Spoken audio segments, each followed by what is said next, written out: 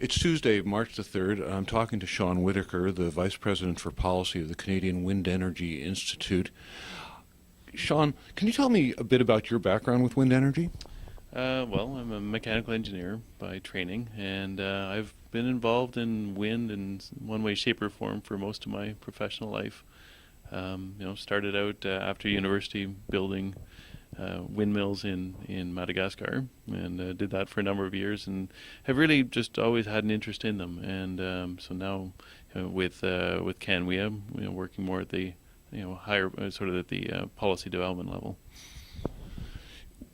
As wind energy becomes debated and implemented in Canada, there has been a fair bit of local resistance in different places. Here in Ontario, part of rural Ontario where I live, there's a certain amount of protest. In the Toronto area, there's been protests reported in the media. What is the nature of the opposition to wind energy, and do you think it's an organized thing? Well, I mean, first of all, wind is a fairly new thing. Wind in some way, shape, or form has been around for wind energy conversion has been around for 5,000 years, but it's only really recently that we're starting to see turbines on the landscape, and they're becoming a more important part of the social, political, and economic world in which we live.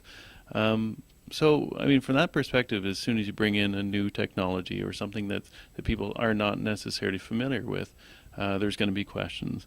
And those are very natural, and we certainly invite them. And our job as the industry is to provide the best answers we can to those questions. So I think that's most of the debate is like that, and you find that in municipalities and communities and provinces where wind is coming on, that they ask these questions, and generally, through this debate, you hear all sides of the story, and you get the facts on the table. And what we've seen is that after that debate, then the great majority of people are very supportive because they see that it has benefits in terms of job creation, in terms of economic stimulus, in terms of environmental benefits. So there's great support for it. And we've seen in polling that we've done, support for wind energy is over 87%, 90%. In fact, the closer you get to an actual wind farm, the stronger the support for wind is. So all that said, after that debate is gone through, and people have sort of weighed all the facts, there's always going to be a small group who aren't convinced. And in certain cases, those groups can be extremely vocal. And that's one of the things we've seen in Ontario is that there's extremely vocal groups that are speaking out against wind. And certainly, we as CANWEA and our members do our best to engage with them and say, what are your concerns, and then try to talk through it. But it's almost impossible to get 100% consensus. So, in occasions there are groups that say that we don't want them.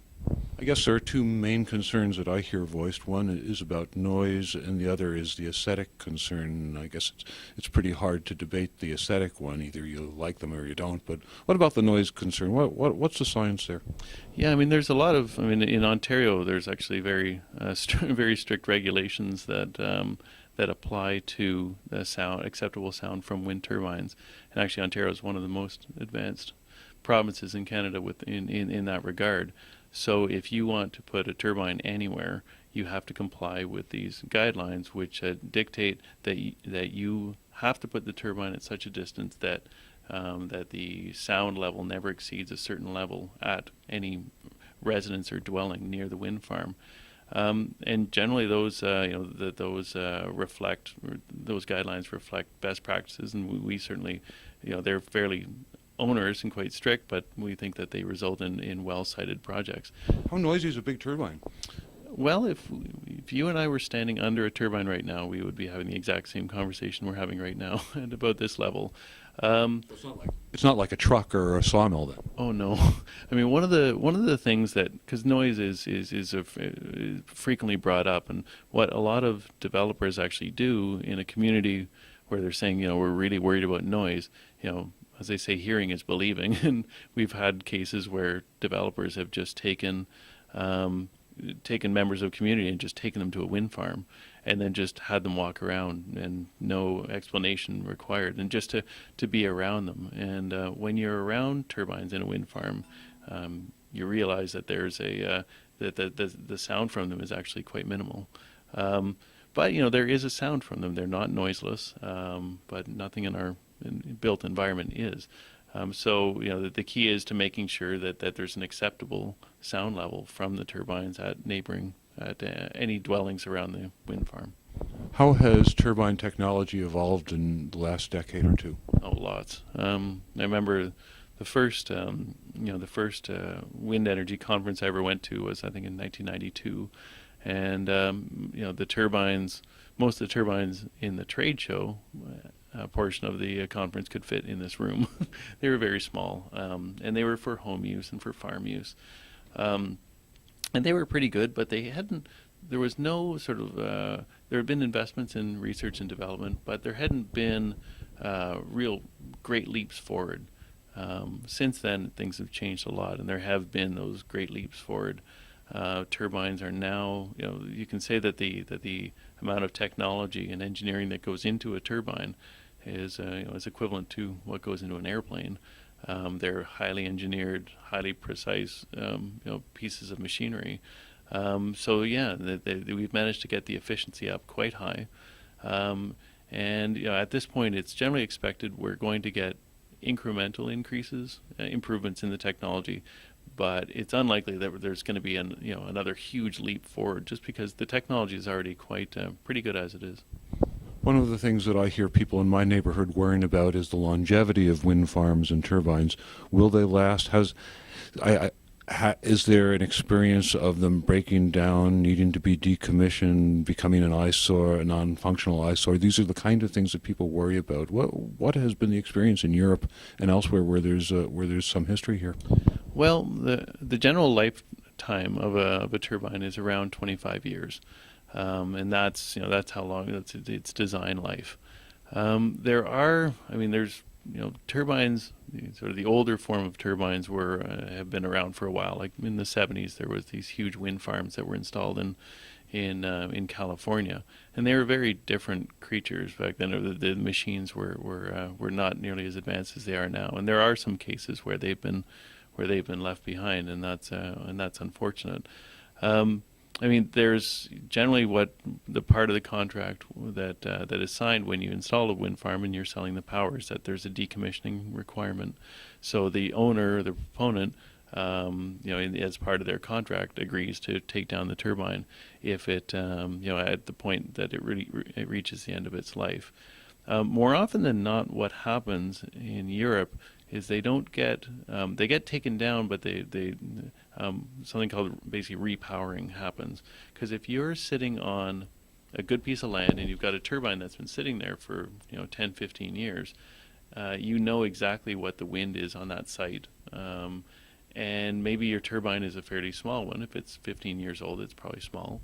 So you'll say, well, I could replace this turbine. It's still going. I'm happy with it. But I could replace it with a bigger one that's like 3 times more powerful. And I know what the wind speed is, so there's no risk there. There's no surprises on the wind. So I'm going to take out turbine A and then put in turbine B. And in many places in Europe, you're seeing that happen. Is there any final message you would have for people who have concerns about wind farms or wind energy projects in their neighborhoods? Yeah, get 2 things: get informed, read what you can, and be careful. But while reading what you can, it's very important to know where that information is coming from, because there's a difference between sort of peer-reviewed fact, things that have gone through review by the scientific community, by experts in the field, on one hand, and then conjecture on the other. So get the facts, but understand where those facts come from and see on what basis those assertions are being made. That's number 1. And number 2, I'd say visit a wind farm if you can. Seeing and hearing is believing. And it's quite something to go to a wind farm with, and I've had this chance on a number of occasions to go to a wind farm with a group of people that have never seen wind farms before. And it's pretty remarkable to see what they do, because they find a lot of their concerns are often are addressed just because there's a level of comfort that they have in seeing them. And also when they talk to the local residents, they realize that they've been living with these machines for a while, and they're not only comfortable with them, but they also, somebody will say, like, this turbine here, my uncle, was involved in pouring the foundation for it. My brother-in-law has, built some of the construction roads here.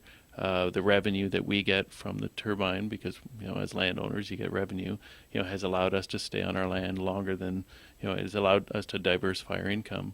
So they start hearing those stories, and that's a very convincing testimonial. Thank you very much, Sean Whittaker. It's been a pleasure.